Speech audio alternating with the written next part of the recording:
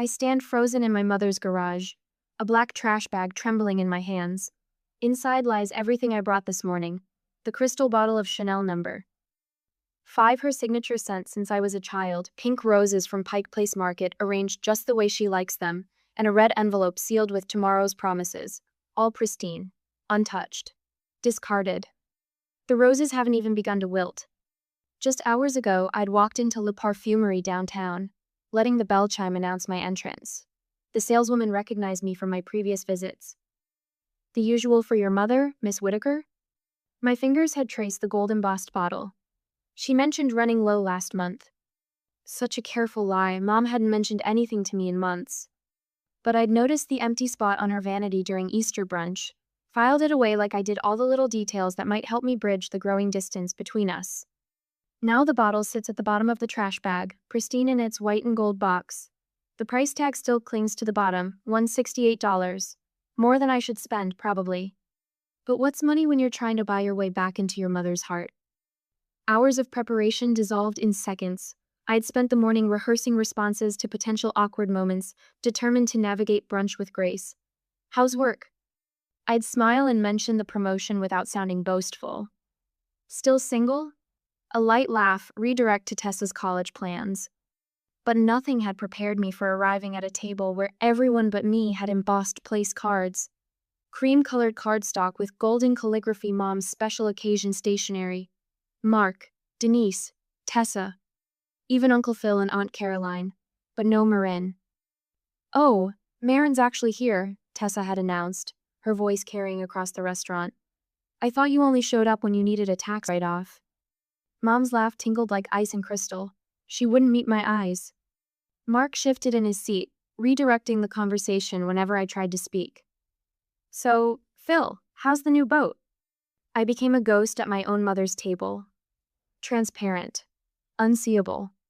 Now I understand why. The bathroom excuse came easily enough. Just need to freshen up. No one looked up as I left the table. I passed the garage on my way, noticed the door slightly ajar. A glimpse of black trash bags shouldn't have caught my attention. Shouldn't have pulled me in like gravity. But here I am. The red envelope sits in my hand, still sealed. My handwriting flows across the front. "To Mom, with love." Inside, nestled between cardstock and sentiment, rests $900 in crisp bills. A contribution toward Tessa's summer tuition, because that's what older sisters do, what daughters do, what ATMs do. My throat burns. A single tear threatens to fall, but I won't let it. Not here. Not now. The sounds of brunch drift through the walls, crystal clinking, polite laughter, the rise and fall of conversation that flows so smoothly without me. I should confront them, storm back in, demand answers. Isn't that what people do in movies? Make a scene, force the truth into the open? But my hands move with quiet purpose, gathering the pristine packages from the trash. The roses, still wrapped in brown paper and twine. The perfume in its elegant box. The card, unread and heavy with cash. I place each item carefully in my leather tote, movements precise as an accountant reconciling books. The garage door whispers shut behind me. My heels click against concrete, each step carrying me further from the house that stopped being home long before today. The sound of my car unlocking echoes in the quiet street. I slide into the driver's seat, place my tote gently on the passenger side. No tearful confrontation. No dramatic exit. Just the soft purr of my engine and the growing distance in my rearview mirror. They won't notice I'm gone for at least 10 minutes. Maybe longer. They've had practice not seeing me. But something shifts inside my chest as I turn onto the main road. A weight lifts. Or maybe breaks. Years of trying to earn my place at a table that never had room for me crystallize into this single moment of clarity. Every check written. Every holiday navigated. Every careful word chosen to avoid rocking their perfect family boat. All of it thrown away like Sunday trash. The roses catch the light, still beautiful despite their rejection. I could take them home, arrange them in my own vase, keep the perfume, return the card. But that's not the point, is it? This isn't about the gifts. It's about years of being erased from my own family's story, one carefully orchestrated exclusion at a time. My phone buzzes in my purse. Once, twice, 3 times. Mom's special ringtone, the one I set years ago when I still believed missed calls meant she missed me. I let it ring. What would you do if you discovered your family had literally thrown your love away? For me, this wasn't just about discarded gifts, it was about years of being erased from my own story. But something was about to change. Something already had. The traffic light ahead turns red, and I stop. Breathe. Plan. They think I'm dispensable, a convenient resource with an open checkbook and a daughter's obligation to give without expecting anything in return. I check my rearview mirror.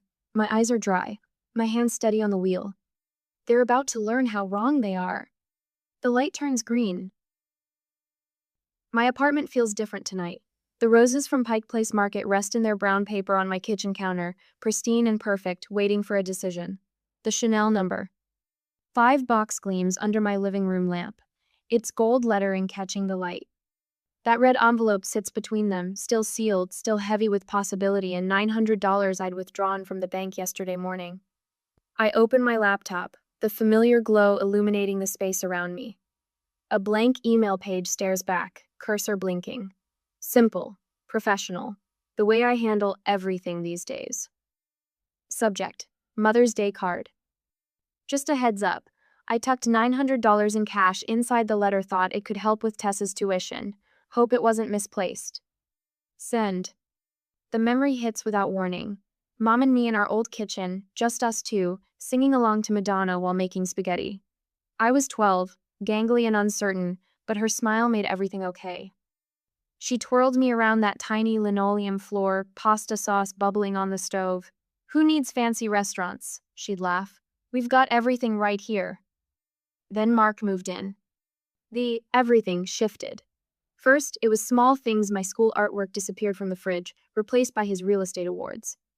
My bedroom became the guest room when his parents visited. Mom stopped singing in the kitchen.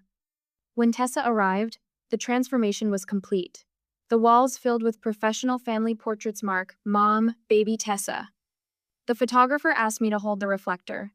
Just until we get the family shots, he said. Nobody corrected him. Opening my banking app, I stare at the recurring payments I've set up over the years. The utilities for their house power, water, internet, Tessa's tuition contributions. The professional association fees for Mark's real estate license. Tax preparation services I've provided for free, saving them thousands. My phone buzzes. 8 a.m., right on schedule. 3 voicemails from Mom. Marin, honey, there's been a terrible misunderstanding. A text from Mark. Hey kiddo, let's grab coffee this week, my treat. Tessa's message pops up last. Way to ruin Mother's Day, real mature. You need to see this. Rachel's text arrives like a lifeline. My best friend since college, the one who noticed things I tried to ignore. The lunch invitations that stopped, including me. The family vacations I learned about through Facebook photos. The Christmas I worked a double shift at the accounting firm while they opened presents without me. Your mother just posted about ungrateful children on Facebook, Rachel writes. Want to come over? I've got wine and zero judgment. Can't tonight, I reply, meeting with Susan. Susan, my therapist of 6 months, suggested I start keeping receipts. Not for revenge, she'd said. For clarity. The stack sits in my desk drawer. Every check, every transfer, every professional favor that helped build Mark's client base. The next day at work, my colleague David stops by my office door. That recommendation you wrote for Mark's Century 21 application? The regional director called to verify some details. Tell him I'll need to revise my statement. My voice sounds steady, professional. My phone hasn't stopped buzzing. Mom's number flashing again and again, each call more urgent than the last. I open my banking app one more time. Click. Cancel automatic utility payments. Click. Withdraw from next semester's tuition contribution. Click. Remove Mark's professional membership fees. When I turn to meetings and clients, the working hours are long past, so I go home. The roses still wait on my counter at home that night. I should throw them away, a perfect mirror of this morning's discovery, but that's not who I am. Instead, I wrap them carefully and walk down the hall to Mrs. Chen's apartment. She lost her husband last month. These are beautiful, she says, touching a petal. But why aren't you keeping them? I think about the trash bag in Mom's garage, about 12-year-old me dancing in that cramped kitchen, about the family photos where I'm conspicuously absent. Because, I tell her, sometimes the kindest thing we can do is stop pretending. Back in my apartment, I open the red envelope at last. The bills inside feel crisp, like possibility, like freedom. I slip them back into my wallet, each one a small piece of myself I'm finally reclaiming. My phone buzzes again. Mom's voice fills my voicemail, shrill with panic. The utility company called. There must be some mistake with the payment. And Mark's broker needs that recommendation by tomorrow. Marin, you have to fix this. Fix this. Like I've fixed everything else. Their convenience masquerading as family obligation, their demands disguised as love. I pick up the Chanel number, 5, its familiar weight in my hands. Mom started wearing it the day she married Mark, replacing the drugstore perfume that smelled like our Sunday morning pancakes and midnight story times. The bottle finds a new home on my own vanity. A small decision, but it feels monumental, like the first brick removed from a wall I've spent years maintaining. Have you ever wondered what happens when you stop carrying someone else's life? I write in my journal, Susan's assignment for moments like these. I'm not seeking revenge, I'm simply reclaiming what has always been mine, my dignity, my resources, my peace. My phone lights up with another call. This time, I don't look to see who it is. In the kitchen, I pour myself a glass of wine. The evening light paints my apartment in shades of amber, the same color as Mom's eyes. Our eyes. The genetic reminder of a connection that used to mean everything. The family that had discarded me wasn't prepared for the aftermath of my absence. But that's not my burden anymore. They'll have to find their own solutions, their own strength, their own way to navigate the world without my constant corrections and contributions. I raise my glass to the empty room, to the woman who's finally learning that love shouldn't require constant payment plans, to the daughter who's done funding her own erasure. Tomorrow, they'll try again. Guilt trips and accusations, financial emergencies and family obligations, the familiar dance of manipulation dressed up as concern. But tonight, in this quiet space that's entirely my own, I discover that peace sounds like a phone set to silent, like the gentle rustle of $900 returning to my wallet, like the end of a sentence I've been trying to finish for years. Sometimes the most powerful word isn't sorry. It's goodbye. At the present, I came to their house to see what they are conspiring. The red notice on my mother's front door catches my eye from the street. Even at this distance, the bold letters spell out their warning. I grip my steering wheel tighter, resisting the urge to pull into the driveway. Mark's Lexus sits alone in front of the garage, a far cry from the usual weekend crowd of family cars. 3 weeks since I stopped paying their utility bills. 22 days since I withdrew my letter of recommendation that had secured Mark's biggest real estate contracts. 16 days since I canceled my monthly contribution to Tessa's tuition fund. My phone buzzes. Another message from Mom, the 20th today. I silence it without looking and go home. This was the first morning I woke up without checking her messages and felt like learning to breathe underwater. Strange, unnatural. Now each notification simply ripples past, leaving barely a wake in my consciousness. After I came back, my apartment feels different too. Bigger somehow, though nothing has changed but the silence. No more Sunday meal prep for family brunches I'm not really invited to. No more scanning real estate listings for Mark's clients. No more late-night calculations of how much I can spare for Tessa's textbooks. I flip open my journal, the leather soft beneath my fingers. Day 23 of reclaiming my life, I write. The words flow easier now, unlike the first entry where tear stains wrinkled the pages. Found another automatic payment to Mom's cell phone bill. Cancelled it. Amount saved this month, $2,876. 2 days later, the office lobby sparkles with morning light when she storms in. I spot her through the glass walls of my corner office, signature pearls glinting as she gestures at the receptionist. My mother's theatrical entrance draws every eye, exactly as intended. I need to see my daughter immediately, her voice carries across the floor. Marin Whitaker. I stand, smoothing my charcoal pencil skirt. My heels click against marble as I step into the hallway. Mom. Her eyes narrow at my calm tone. We need to talk. She grabs my arm, manicured nails pressing into my skin. Now. I don't move. We can speak in the visitor area. The reception area couches sink beneath us. Mom perches on the edge, her designer handbag clutched like a shield. You're humiliating this family. A junior accountant walks past, poorly concealing his interest. I wait until he disappears around the corner. How exactly am I doing that? Don't play innocent. Mark lost the Henderson contract because you pulled your recommendation. Tessa might have to defer next semester. There are notices on our door, Marin. Notices. I remember being 7, watching her count pennies for the electric bill. The same sharp tone, the same accusation in her eyes. But I'm not 7 anymore. Fix what you've broken, she hisses, before you ruin your sister's life. The words rise in my throat, calm and clear as spring water. Maybe this family should have stopped treating me like a stranger with a checkbook.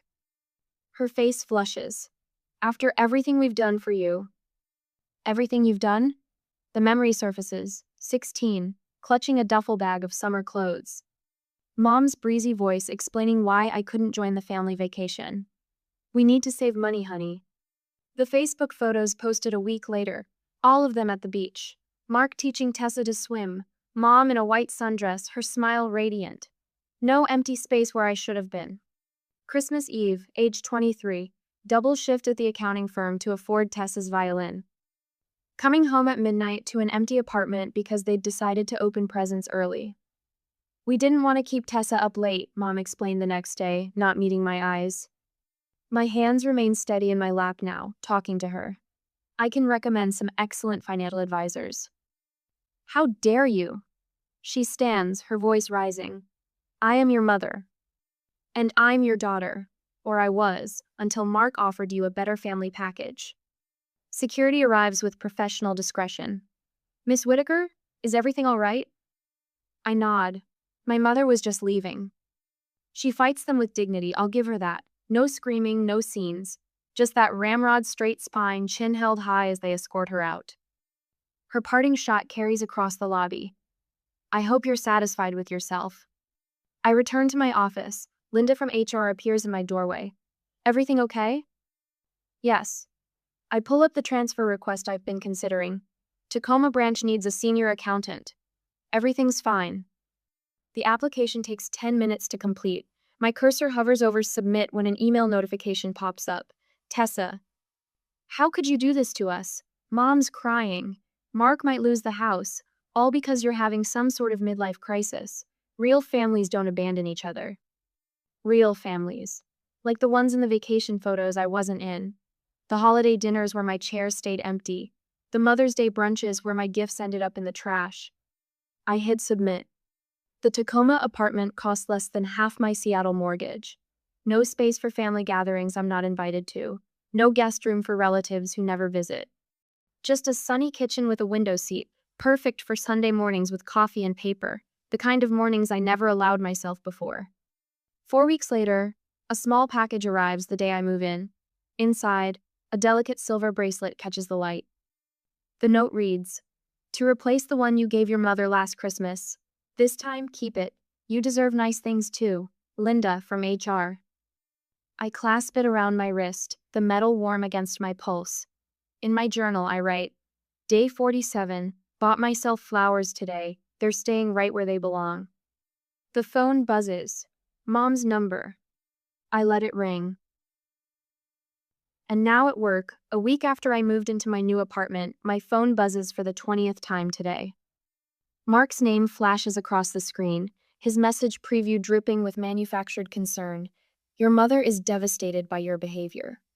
Delete. Another notification. Tessa this time. I might have to drop out because of what you did. Delete. The messages pile up like autumn leaves, carried on winds of manipulation. Mrs. Henderson from church wants me to know she's praying for our family's reconciliation. Dad's old colleague hopes I'll do the right thing. Even my mother's hairdresser called to remind me that family is forever. I set my phone face down on my desk, focusing instead on the spreadsheet before me. Numbers don't lie, numbers don't manipulate, numbers just are. Everything okay? Sarah from accounting peers over our shared cubicle wall, concern etching fine lines around her eyes. Your phone's been having a seizure all morning. Family stuff. I manage a small smile. Nothing urgent. But urgency floods my inbox that evening. Denise has taken to social media, sharing cryptic posts about ungrateful children and the pain of maternal sacrifice.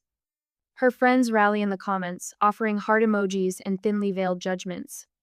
I create a new email filter, directing anything from family into a folder labeled Weekly Review. My therapist suggested this approach last session. You don't have to be available for manipulation 24/7, she'd said, tapping her pen against her notepad. Their emergencies are emergencies anymore. The silence that follows feels like coming up for air after years underwater. 2 weeks pass.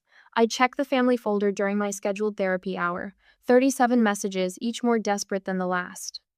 Mark's real estate listings have dried up since I withdrew my professional recommendations. Tessa's tuition payment is overdue. Mom's utility bills are piling up. You've destroyed this family, Mark writes. Is that what you wanted? No, I think, closing the folder. What I wanted was to belong. The whispers reach me through office grapevines. Mark tells anyone who'll listen that I sabotaged his career out of jealousy. Mom spreads rumors about my supposed financial troubles, painting herself as the concerned parent of a daughter spiraling out of control. Tessa posts TikToks about toxic siblings, each one a masterclass in victimhood. Their stories contradict each other like badly rehearsed lies. Join us for dinner? Sarah catches me in the break room, stirring cream into my coffee. A bunch of us are trying that new Thai place downtown. The invitation catches me off guard. When was the last time someone asked me to dinner just because they wanted my company?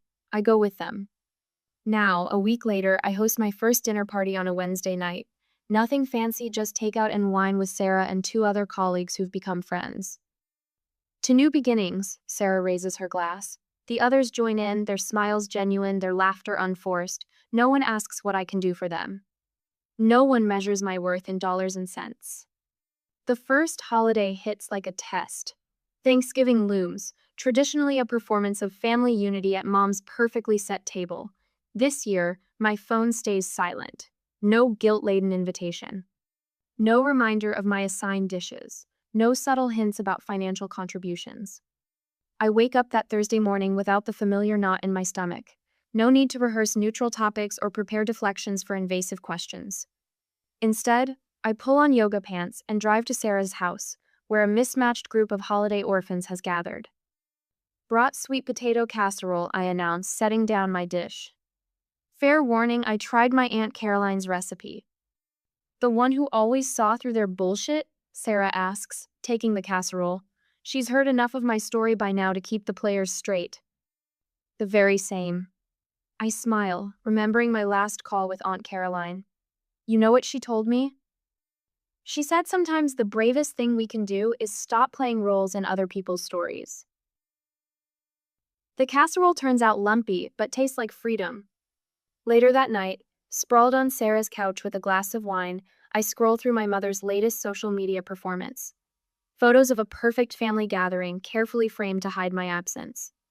Tessa and Mark beaming for the camera, Mom's caption gushing about those who choose to be present. My thumb hovers over the block button. A text arrives from an unknown number. They're all scrambling to cover the bills you used to pay. Serves them right. I recognize my cousin Rachel's tone, but I don't respond. This isn't about revenge. It never was.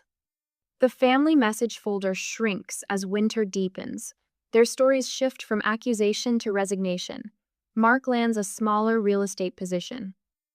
Tessa takes a semester off to find herself. Mom's social media posts turn philosophical, full of quotes about forgiveness and the burden of loving too much. I donate what I used to spend on them to a scholarship fund for first-generation college students. The tax receipt arrives in December, a different kind of family legacy. My therapist says healing isn't linear. Some days the guilt crashes back like a wave, threatening to drown the progress I've made. But now I recognize it for what it is, an echo of old programming, not a compass pointing true north. That's how weeks pass for me.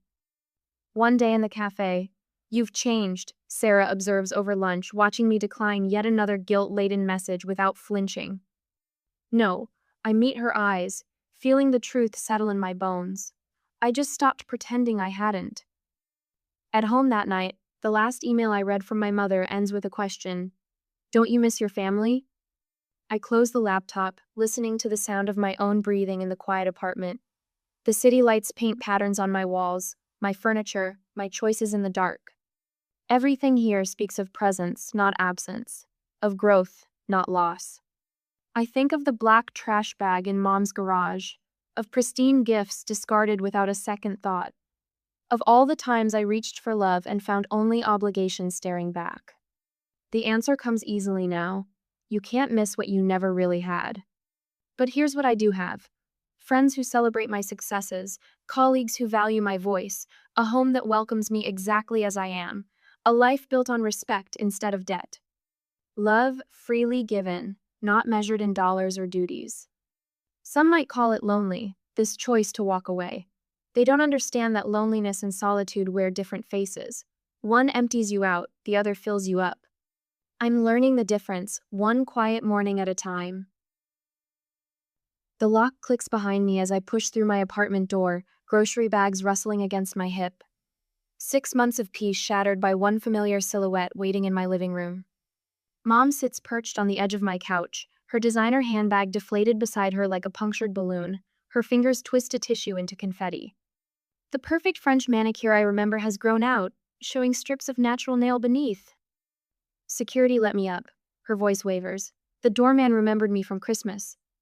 From 3 Christmases ago, she means. Before I stopped pretending I had a place at their table.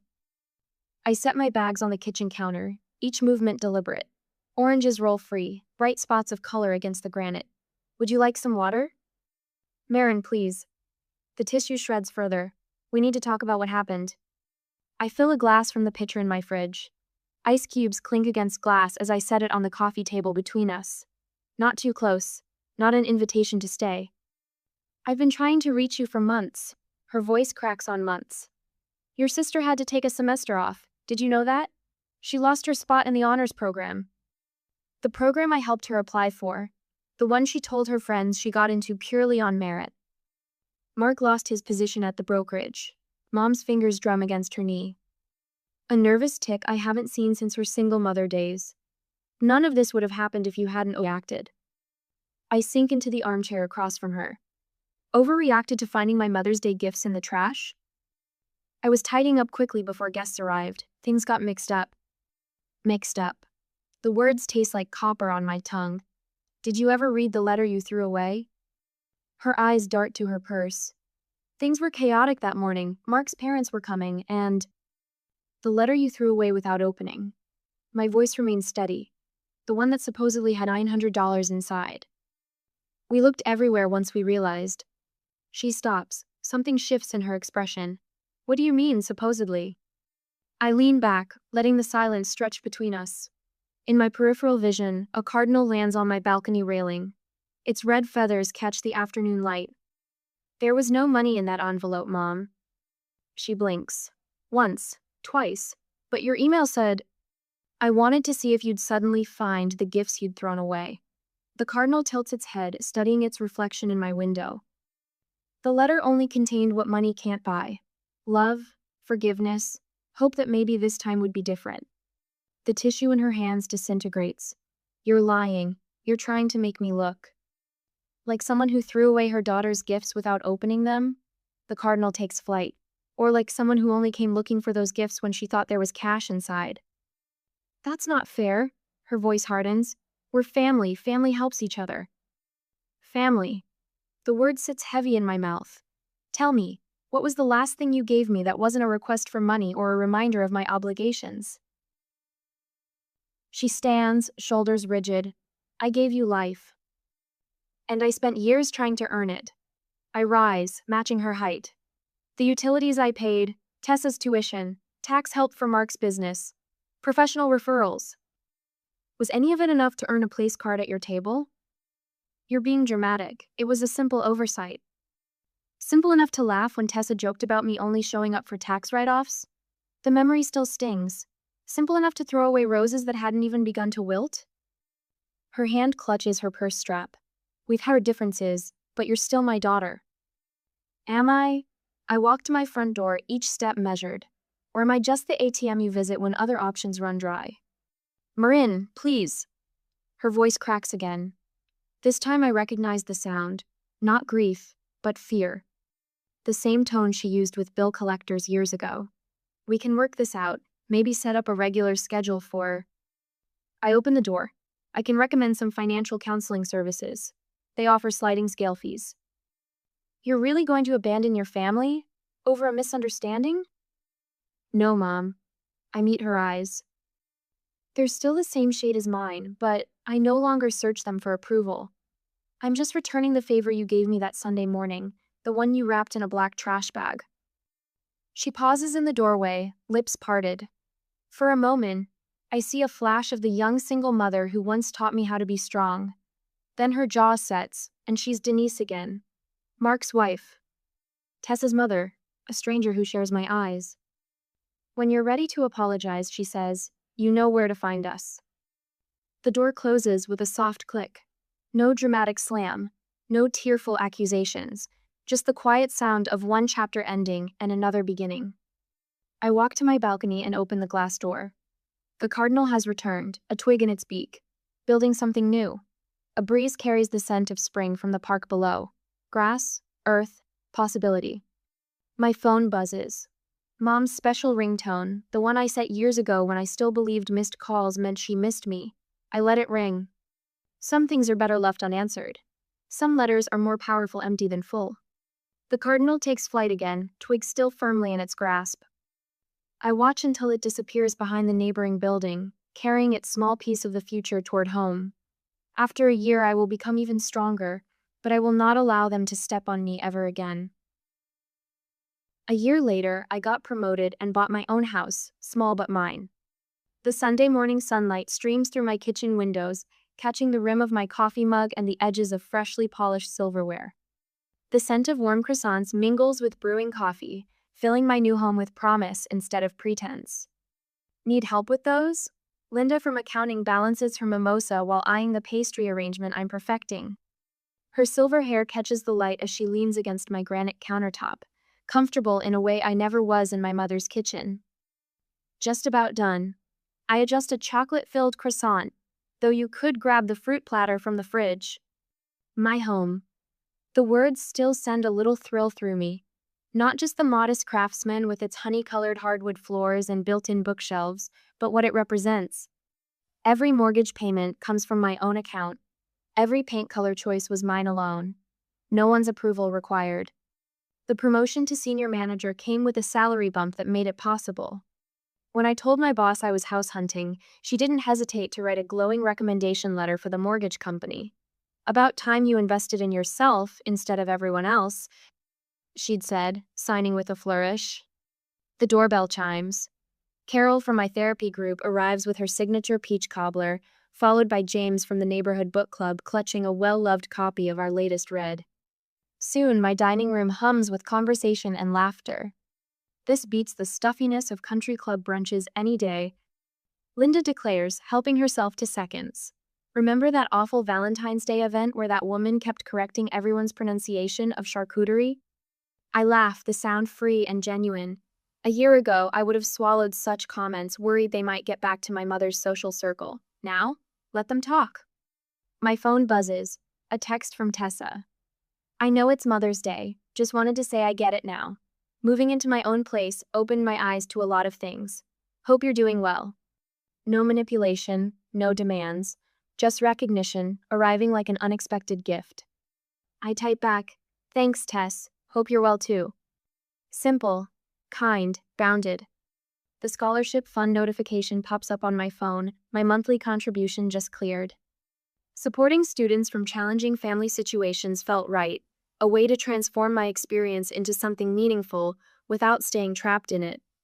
The foundation director had teared up when I explained why I wanted to focus on first-generation college students dealing with family pressure. Your story will help them feel less alone, she'd said. Between bites of cobbler, Carol mentions her daughter's struggle with boundary setting. She keeps saying yes to family obligations that drain her. I told her about your journey. Hope you don't mind? Not at all. I pour her more coffee. It took me years to realize that saying no to what depletes you means saying yes to what fulfills you. The afternoon light shifts, painting my walls in warm amber. My guests chat comfortably in the living room while I gather empty plates. The kitchen window frames my small but thriving garden, herbs, tomatoes, and my favorite, a rosebush bearing flowers the color of sunrise. Those are gorgeous, James says, joining me at the sink. Your mother's influence? Actually, no. I touch a petal on the roses I'd cut this morning for my table centerpiece. I used to buy her pink ones from Pike Place, but these? I smile. These are all mine. The crystal vase, a housewarming gift to myself, catches the light, sending rainbow refractions dancing across my walls. Such a simple thing, choosing flowers for my own joy rather than someone else's approval. Later, after the last guest leaves, I curl up in my reading nook with a cup of tea. Photos line my bookshelves, genuine moments with chosen family. My therapy journal rests nearby, its pages chronicling the journey from pain to purpose. The latest entry reads, "Some gardens only bloom once you stop forcing growth in barren soil." My phone lights up. Mother's Day messages flood social media, carefully curated family portraits, gushing tributes, performance art of perfect relationships. Last year, each post would have felt like a personal indictment. Now they scroll past like scenes from a movie I've outgrown. A fresh bouquet needs arranging. I select a sunny yellow vase this time. No more pink roses seeking approval, no more gifts wrapped in obligation. Just bright blooms celebrating this moment, this space, this piece hard won through pruning what needed to go. These, I whisper, placing them in the center of my dining table, are staying right where they belong. The evening sun paints my walls gold. Somewhere across the city, my mother's house probably echoes with the familiar scripts of family gatherings. But here in my home, the silence rings with possibility. Some relationships have seasons, some chapters end, and sometimes that ending becomes the soil where new life takes root. I touch a flower petal, remembering the young accountant who once arranged pink roses with trembling hands, desperate to prove her worth. She deserved more than she knew. They all do. Every person measuring their value against impossible standards, sacrificing their truth to belong where they were never fully welcomed. My garden lights flicker on automatically, illuminating the rose bush outside. Tomorrow brings client meetings, numbers to reconcile, ordinary routines. But tonight? Tonight I sit with my tea, my choices, my peace, watching light play through crystal and knowing, to my bones, that I'm exactly where I should be.